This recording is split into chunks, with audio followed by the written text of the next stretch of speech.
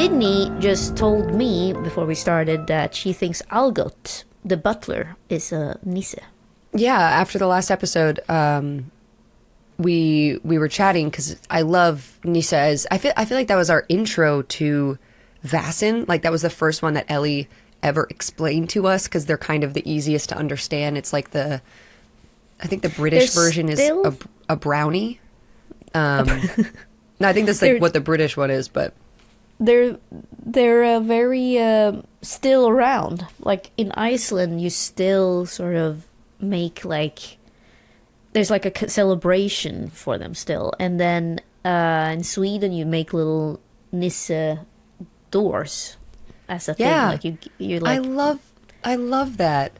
They're one of my favorites because they can really go both ways. That was a really nice one in that episode, but like Ellie was saying after we were off air, we've had some like murderous ones who were just full on evil, like Red Cap style evil. Yeah, so there's a Dutch program. They look like garden gnomes, and then you have the Vettir, which is the Vettir, which is the house. Oh, maybe I think Algot is a Vettir. Yeah, I was thinking about that too. But so Nissar are these. They have like they look like garden gnomes. Like they have a beard and a red cap, and they're like little tomtenissar. Very, very related to Christmas. Like that's when we're thinking about them. Okay.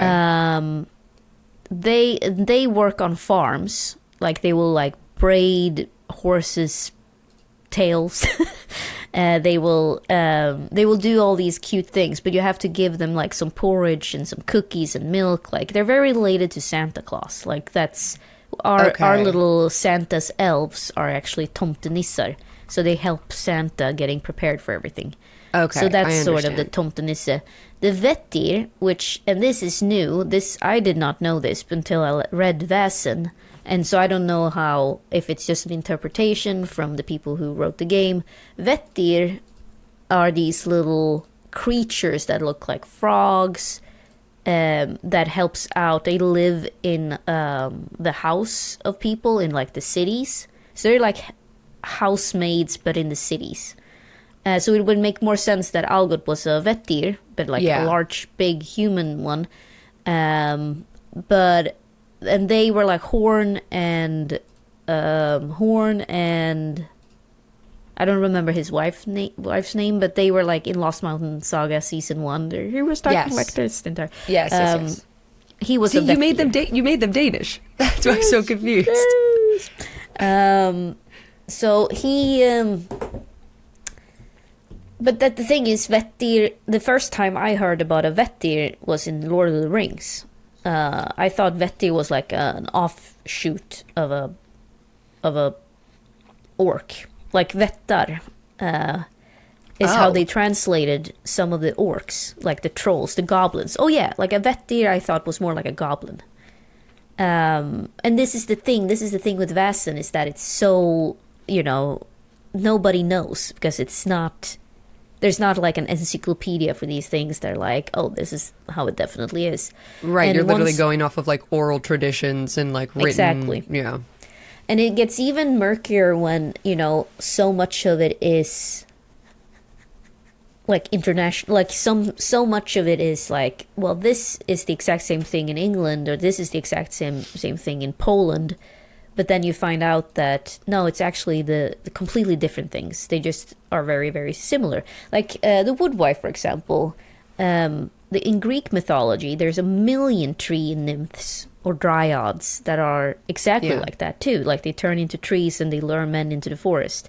It's like, and then you have this in Sweden, and this is not for some reason in the Vaesen book because I think it's the same thing. But there's the one that I knew of is called Huldra, which is like a very potent forest nymph that truly like has been used in a lot of ways to like seduce men specifically. So every time you want to talk about dangerous women who will, like a succubi basically. Succubi is that was succubus. So it's like succubus. Yeah, so all these different variations of the same thing, but then you find out that actually no, it's not the same thing. It's completely different, you know. And so Nisse is definitely, but Nisse is kind of straightforward. It's like it's basically a red cap, Okay. but a kind red cap. Can be dangerous, and they're also extremely strong. So fighting with the Nisse is also tough. But Yeah. they are also been so featured in my childhood. So to me, it's like a very like, oh yeah, it's a tomte. Oh yeah, the tomte took it, and then also still to this day, like I even tell my kids that I'm like maybe a tomte came and took it. Oh my And, like, gosh, I love you know, that though. Yeah, so that's it's like the main one, I think.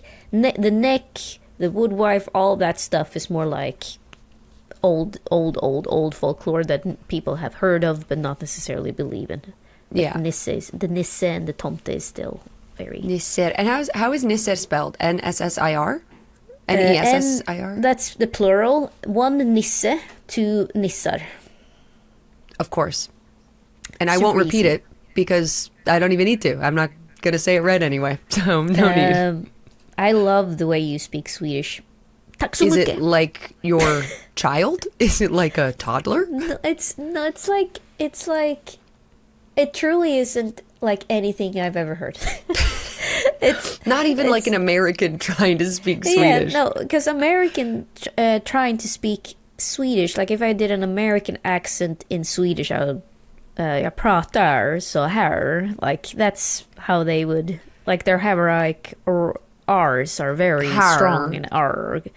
And it's similar how bad Brits, like bad British, British people who want to speak with an American accent tend to pronounce the R's like a lot, like Benedict Cumberbatch, whenever he's doing an American accent, this is how, and that's how Har. I would heard, like, Arr, a pirate turns into a pirate. Har. But you do like, I think it's because you're mimicking me. You're like, tack så mycket, tack så mycket. I You do. sound so cute. I do mimic you. It's the only way I know how. My friend Andrew, who is one of few Americans I've met who's been like able to nail Swedish, like without even but he can't speak it. But like I say, I'm like, just say, "Hej, jag heter Andrew," and he was able to say that because he just mimicked what But I was like, I had to lower my voice because first when I said, "Hej, jag heter Andrew," he's like, "Hej, jag heter Andrew," and I'm like, "That's Andrew." exactly." But then I was like, "Hey, jag heter Andrew." And then he became like, "Oh, okay, that's how you do it." So I think it's my fault. I should not teach people how to speak Swedish. No, because you're everyone sounds like a child. You're perfect. Everyone's just going to sound so kind on the streets of Stockholm. Like there'll be the cold Swedes, and then they'll be like, "Oh, they must have learned from Ellinor DiLorenzo," because they're talking like, "Oh, hello, tack så mycket." Oh, hello. Oh, hello. In Frozen, the sauna guy is perfect Norwegian. He's like, Oh, wait, who's this? Midsummer Yoo-hoo. Wintersail. Oh, that guy. Midsummer Wintersail. You. It's so good. And you want the lutefisk in the plöverut? What is It's that? so offensive. Like, it would be offensive for any other country, but now we are just like, that's funny. By the way, what's that huge fucking sword in your background? For those, sorry, audio What? listeners, but there's a katana. Yeah, and then there's even, is my other one hung up? Oh, yeah, it is. But it's in Oh. its sheath. It's in a sheath. Two swords. God. Remember that Got- time when you were gonna teach me how to wield a sword? I can still teach you. I don't think we should because I am a danger to I got a quarterstaff. You got a And- quarterstaff? And then I immediately smacked my head with it and had like a nasty, nasty bruise on my already no. large forehead. And Oh. then I look so stupid. Do you know what I also practiced for a solid half an hour yesterday? How to do the shuffle walk. And I look Like so the stupid. dance walk? Like the raver thing? I tried to I tried to do like how you look cool when you shuffle, like a running man shuffle walk. It did not work. I was out of Did you take a video of yourself? You have to send it to me. over my dead body. Like Legally, when you have to send it to me. I do not consent. to this being. Oh God, yeah. I will. You will have to see it in person. But no, it just looks so smooth when people online do it. I mean, yeah. I mean, some people are like incredible. It looks like they're floating. They're floating. Their legs are moving in ways but their bodies are so still. Yeah. I don't get it. But it was cute because I did it with the girls were still around and they were just looking at me. Like, I thought they were gonna do it with me. But both Lily, who's 2, and Uni, who's 4, like, I knew I would be judged by Uni. But Lily, I thought at least she would be like, all right, let's do this. But No, she because just Uni looked at me judged like, you, so Lily wasn't going to join in. She was with her sister. yeah, they both You just fool. stared at me and be like, Mommy, can you stop doing that? Like, can you? I don't like that. You know, Mommy, no. No, you're embarrassing for Mommy, everyone. no. This is, but I wish I knew how to move. I wish I knew how to move. That's my motto for 2026. I wish I had the you move so well. That's because you have.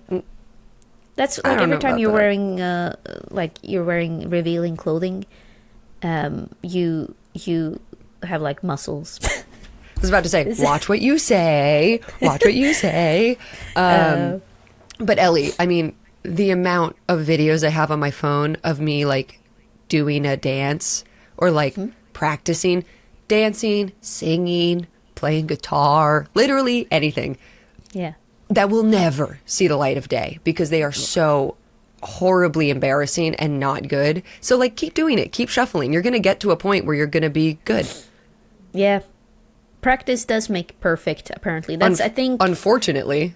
Yeah, someone was like, people want like 10-year results from 10 days effort. Yeah. And I think that's my problem as well. I'm like, why is this not perfect yet? Like, why am I so bad at it? It's the same with like podcasting. I feel like people have been doing this for years and years and years and years. And that's when they like hit it and become like they can actually survive on this. Yeah. Whereas I'm like, why aren't me and Sydney millionaires yet after, doing a season of this? I've done this for about 2 months. Yeah. And I've made no money? What? What the? So I think that's also it's impatience. It's the impatience of everything. Oh, but dude, I mean, you're talking to the right person. If I'm not instantly good at something, I'm pretty upset because I'm pretty okay at a lot of things. So if I don't catch on to something quickly, I'm like, fuck it. Whatever, fuck it. You are one of few women, I was gonna say, that Chris has been like, it would be better to have Sydney here instead of some weak ass man. Like he's a couple of times now. He's been like, but like when we were building that bunk bed, he was like, maybe Sydney should come over because she probably would know a lot more. Like he usually is like so confident about the way that he. Yeah. That is my dream. I would love to. I want people to see me as like someone who would be able to help them. That's wonderful. Yeah. That's like the best case scenario for me. That somebody's like, I need to figure this thing out. Let me call Sydney.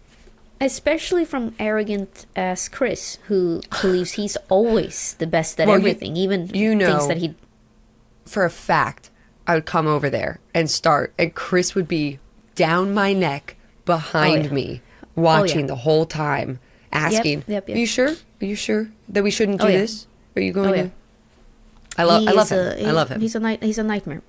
But I think he bought a saw. I was like, can we go and borrow? We should lend a saw or rent a saw, like one of those circle saws that you have. Yeah.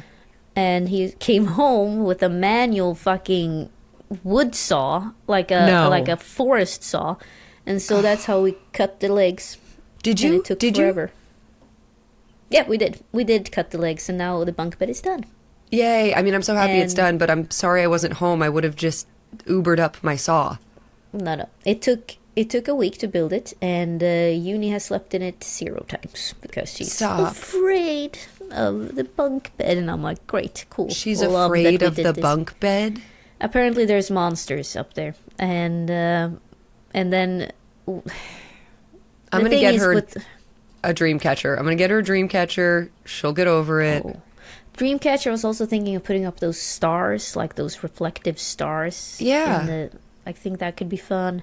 Yeah. But she's, having a bad influence on her little sister too, because suddenly Lily has also now started talking about Afraid. these monsters. And I'm like, who's the monster? Like, I shouldn't have shown them Monsters Inc. Anyway, speaking of monsters, Eliza is standing in the middle of a monster forest. That's what they call it, the monster forest. She goes, if I knew it was called Monster Forest, I never would have come here. We do have a saying in Swedish called trollskog, which is troll forest. Like, and everyone knows what that means. Like, this is a troll forest. Trollskog. Yeah. Trollskogen. And like, even like you would take, when you go off-piste. No, off-piste is not a saying in Swedish. I always forget this. Off trail? When you're skiing and you're going off trail. Off trail. Well, what the hell? Why did Sweden... I know piste. That's so funny. I know piste from skiing in the Dolomites. Oh, nice. Yeah, okay. That's because we say an English word, off, and then piste. Yeah. So it sounds super English, off-piste. Yeah. Like, I'm going off-piste. But they say that, too, in the Dolomites, because the Dolomites is also, like, Italian, Austrian, Londino, like, so many... and Swedish, too. I mean, like, there's so many blends. But people do say off-piste all the time, and the signs will say, like, piste. Yeah. I wonder if piste is the Italian word. Anyway. I'm thinking that that's like we stole it from somewhere, but it's... So I was... Yeah, anyway. But, if you go off-piste, you would have... They would say, like, the troll forest. And then you would ski in the forest. And I remember that being a lot of fun. I love going off trail, and I love a mountain that like plays on it. That they're like, ooh, now you're in like the haunted forest, the haunted glen, and we won't save you. Just like you see, also like in America, would be insurance claims under it being like, by the way, if you leave here, then we're not in charge of any of your injuries. Blah blah blah blah. Also, call this lawyer if something does happen. We used to go off trail a lot, and my dad would literally be like, okay, if you get stuck, nobody's coming to get you, bye. Yep. Have you ever been to Colorado? Like driving down the mountain, it's like billboards. This is fun for Europeans because it's so weird. Maybe it's not weird to you, but it's like billboards with like, call this lawyer if you got injured on the mountain. Like every billboard, like 10 of them being like, and it's always like, call this number, injured on Loveland, like injured on the Aspen injury, or Aspen fucked me over.com or whatever. It's always, and it's like insane. Yes. Because apparently there's a lot of money you can get from being an idiot in the slopes. And skiing lawsuits. Money. Anyway, you are still Eliza. In the Trollskog. You just had an experience, some sort of flimmer of something. Let's say that you roll a learning real quick. Okay. No, that's no problem. That's no problem for a girl like me. That's not a problem for you, who definitely have... Oh, you have... I have high learning. You were going to make fun of me, but actually, I'm good. All right, so let's see. Oh, no. Oh no. Do you have my learning? No. Do you have my learning in front of you? I don't. Okay, I'm pretty but for I some can reason. Give you. Let's say you have 7 or 8. Total, you're saying? Okay, fine, 9. Wait, no. Total or no, total. Because my logic is 4. I accidentally clicked on my box for learning, and I must have deleted the number inside. I have my sheet in front of me. But let's see. My vigilance is a 2. My investigation is a 3. I'm going to say my learning was also like a 2 or a 3. I'll put 2. Sorry, that's my bad. I must have clicked it. Okay. That. Okay. Ah, thank God. 1 success. We already established that this was probably the beginning of what you know as the long nut, which is my version of a year walk. Okay, this is confusing for everyone who hasn't paid attention to my earlier shenanigans. In rural Sweden during the 19th century, peasants would sometimes go out. I realize that there should be a better word for peasant, but you know what I mean. Poor people. Yeah, people a who poor are guy. not rich. A poor guy. A poor guy.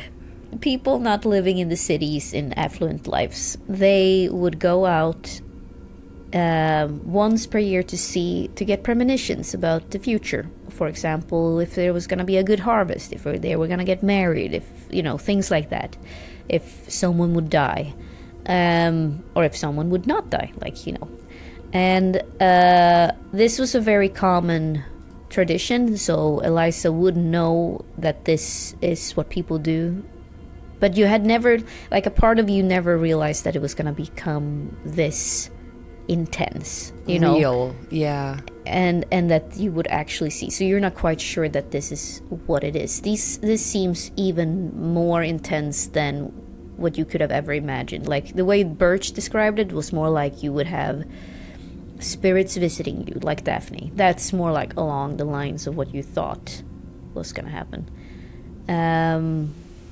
But now you're in the midst of it, and you know that this is dangerous as well. So you have to stay vigilant. You have to stay on the path. Or who knows what's gonna happen. Do I feel like I'm supposed to keep walking though, or should I go back and get Olaf? Is this the night? Is it a night of a long walk, or is it throughout our journey? I just don't want to mess you up. Throughout our journey, are we going to each night have experiences? Because I'll keep walking, but you can try to go back to Olaf. Oh, I see. Oh, I see what you're doing. Okay, I'll play your little game. I try to go back to Olaf. It's funny because doesn't seem to be anything there behind you. Huh. That's so weird. Just a dark path. Okay, classic Ellinor DiLorenzo railroading me yet again. Okay, you want Olaf, you want the man to come and save you. The very impotent man, I would say, in many ways. Yeah, he's not. I don't know if he would really help me. Okay. Based on Ellinor. If Ellinor was a man, what would she be? If Ellinor like? was a man, this is how she would play him. The one who fell asleep in the most critical moment. I will continue on the path. All right. So perhaps as you turn around to see if you can even return to Olaf, down the path you see something that resembles sunlight. It is very strange to you. Okay. Because it looks like a glimmer of sunlight, like a glade. And this doesn't make any sense. It's an extremely dark, cold winter night. Huh. Okay. I will walk toward it, but again, trying to be very aware of my surroundings, paying attention, looking around for any demons. Any demons? You don't see any demons, but you start hearing the sound of a river. And it's almost as if you're walking into a different room. Have you seen Alice in Wonderland, the Disney movie? Yeah, of course. Disney. You know how she moves suddenly? She's in an ocean. Yeah. It's a similar thing. You can't really notice the difference, except that it just suddenly it happens.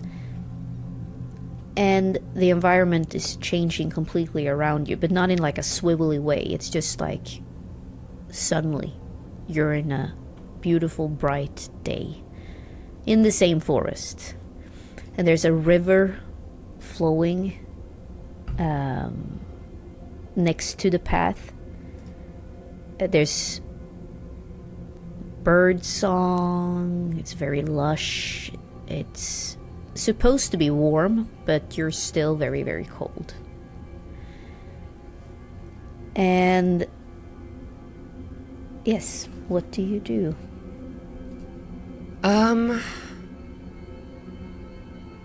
think she might like bend and dip a finger into the river next to the path, just like to feel if the water is, like actually rushing by. It seems like it's not reacting to you.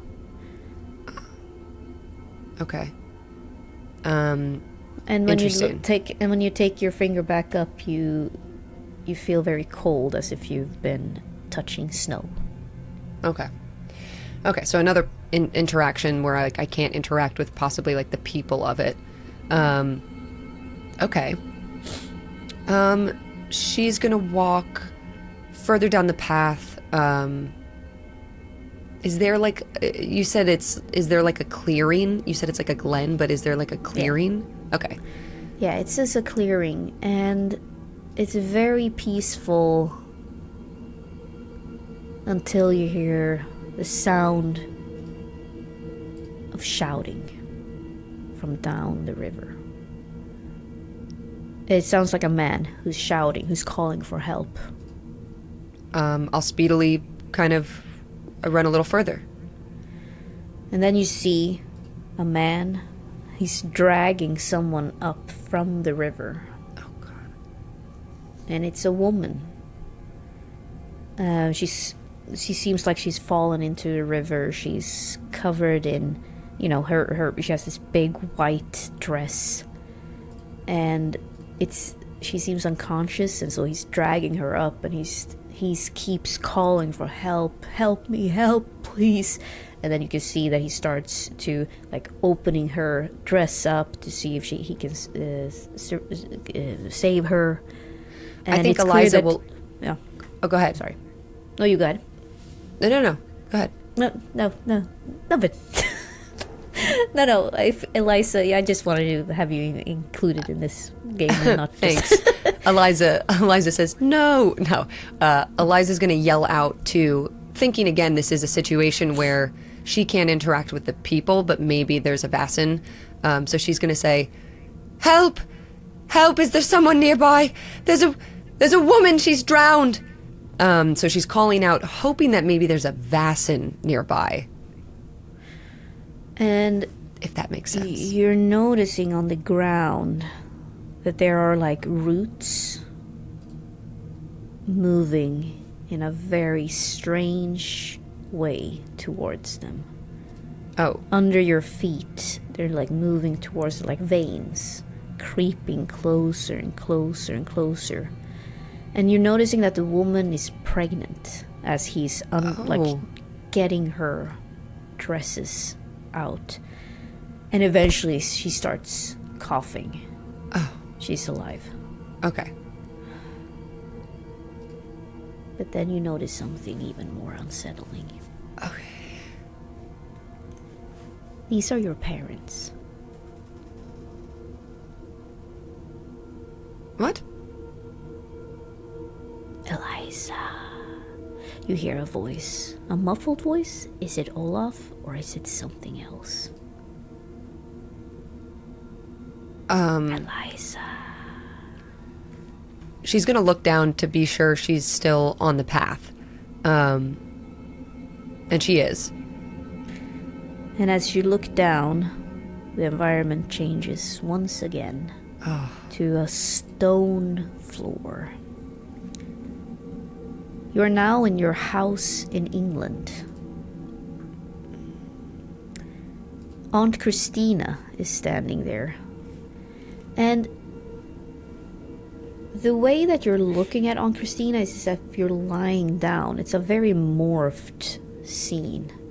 And you can't understand what she's saying. You only feel that she is frightening. She is scary. But it sounds like English, but you can't understand it. She's shouting at someone. And then you're looking up, and you're looking up towards your mother who's holding you.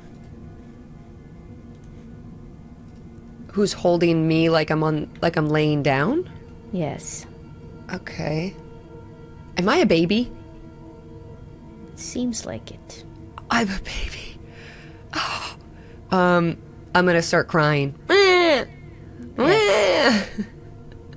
And then you see your father is shoving Aunt Christina away angrily getting her out of this room as your mother tries to shush you. Eliza. The voice again, more frantic. Eliza's thinking in her head. I don't even know if she's able to like talk with all this world-changing stuff, but she says, "Who are you?" Eliza! And you're back by the cabin. And Olaf is resting nearby. He's peacefully asleep, and you look at the fire and it seems like not much time has passed.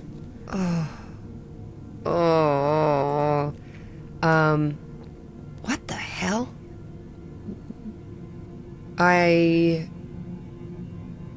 She's gonna kind of bolt up. She stands up again, and looks back at the path. Do I see any lights or anything? No. It seems normal. Okay. Not much time has passed. Her shift's not even up. She can't even wake Olaf up. Maybe she goes to try to wake Olaf to tell him that it's his turn. Yes. As you do so, it's as if you're moving very slowly, very slow motiony. Something is wrong. Olaf can't seem to hear you. Oh, no, I'm still in the dream. She's gonna... It's as if she's trying to, like, swim or, like, claw her way out of this fake world. So she wants to, like, focus on reimagining the path of, like, walking, of, like, moving her feet in reality. So she's like kind of like swinging her like she feels like she's swinging her arms and like kind of thrashing, trying as if you're in a dream, trying to make your actual body do it to wake you up. Yeah. It's not working. She slaps herself. What do you remember what talents you have? Yes. I also remember my memento is a sleeping pill. I don't know if that will help. Oh, yeah. Funny, hilarious. I drug myself, so I don't have to worry about this anymore. Okay, my talents. I can use inspiration instead of manipulation when charming or deceiving to gain information. I can ignore penalties from conditions for inspiration or manipulation rolls. So, and I have a +1 to manipulation. You also got a talent a couple of weeks ago, remember? Where you can actually talk to the Vaesen. Remember you got a like you can trap a Vaesen. Oh. Trap. Where you can trap and try to have a conversation with them. Just saying that that's an option. Okay. But you have correctly asserted that you're in a dream still. Okay. And so you then... can't wake Olaf up, but... I think then, yeah, remembering about this other talent, which I guess I didn't have written down, sorry. It's okay, I forgot about it. She's going to, like, calm down. She's breathing. And she's going to go back to the fire and sit down and try to replicate almost the moment with Daphne. Like, being able to commune with Vaesen or something else. So she's going to calm herself down. And she's going to say, "Why don't you join me by the fire in the light?" Yes. It's as if you can hear Birch's voice in the back of your mind. It's the art of discipline and surrender to humbly receive the presence of the invisible world.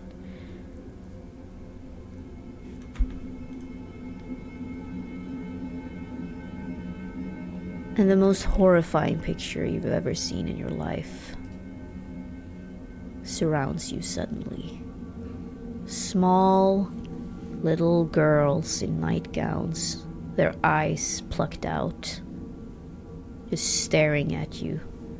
Thousands of them, instead of the trees. Oh.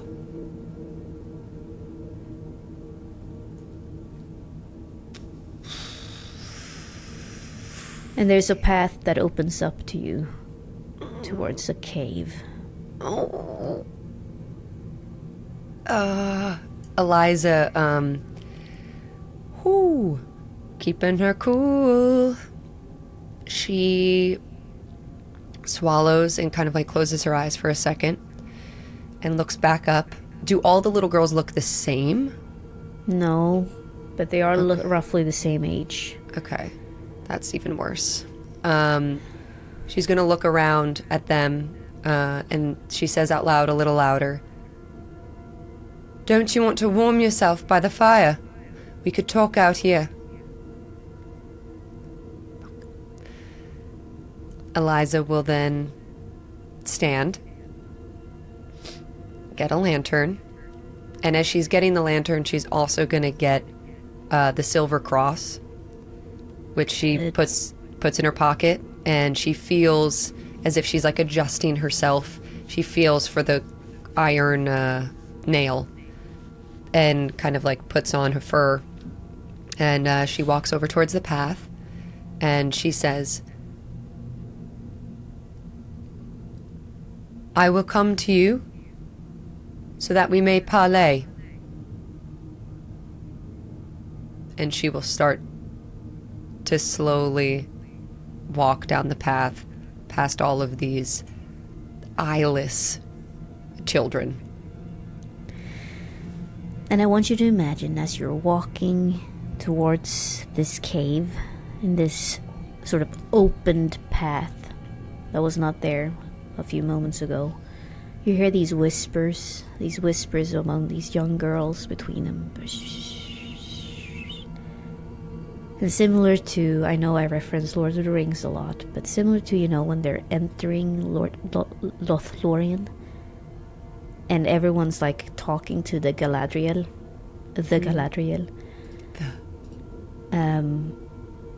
Suddenly she only speaks to Frodo.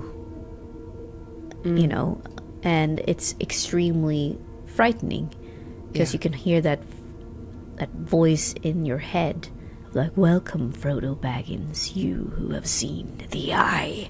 And it's a similar, that's what I want you to imagine, because I can't do Kate Blanchett, but I want you to have like, "Welcome, Eliza Andrews, let's parley." And it's like you getting swooped towards this cave, and all you can see there is a woman sitting with her back turned towards you, her long white hair all the way down to the ground, and she's working on something in her eye with her hands. And this is a short episode, but I think we have to end there because I don't want to fuck this one up. Okay. Because it's like a semi boss. Yeah. Coming up, and I don't want to. Cool.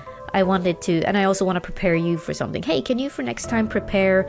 Say that you would need like a Latin exorcist rhyme or something. Oh, okay. Work on something like that. Just work on something like that. I'll brush up on my Latin. Watch Exorcist again when Max von Sydow is like Domine instead of yeah. I'll come up with something. I'll come up with something cool. Yeah, I think that would be a cool Ellie, button to I this. am loving, I gotta say, and we have some time because this is a shorter episode. I just want to add on the end. You and I are big fans of like little scary spooky games, and this is like scratching that itch in a TTRPG mythological way. I'm loving the long knot. I'm loving the weird, dreamy stuff. You're doing such a good job. I think I want to make this into like a standalone adventure of like a Christmas adventure, and I'm gonna try to get Free League to publish it. Dude, like let's we can work on it. Can together. I write it? Can I write it with you? Can we work on Yes. something together and then Yeah. maybe pitch it for the holiday for next year for release?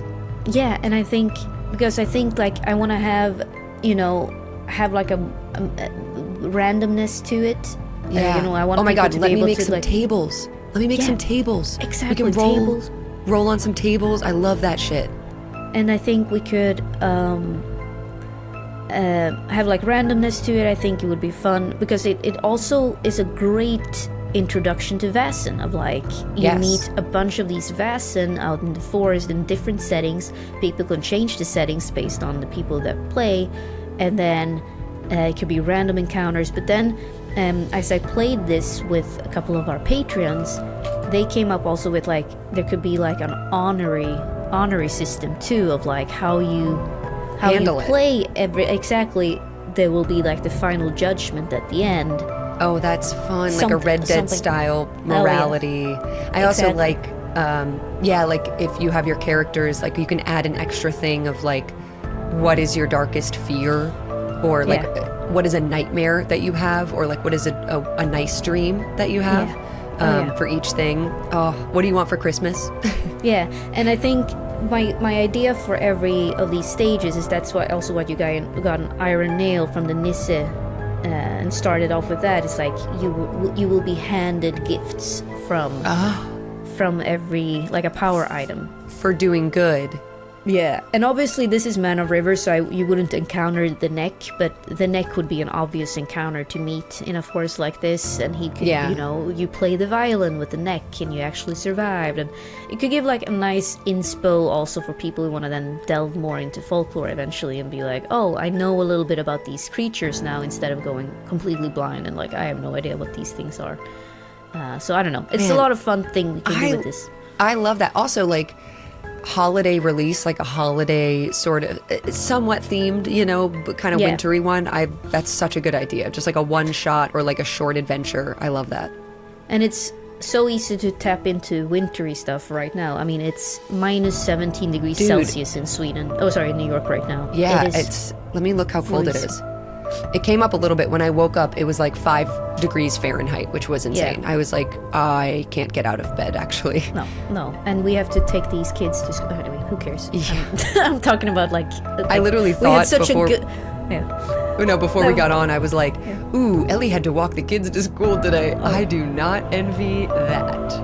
No, and it's also like snowbear.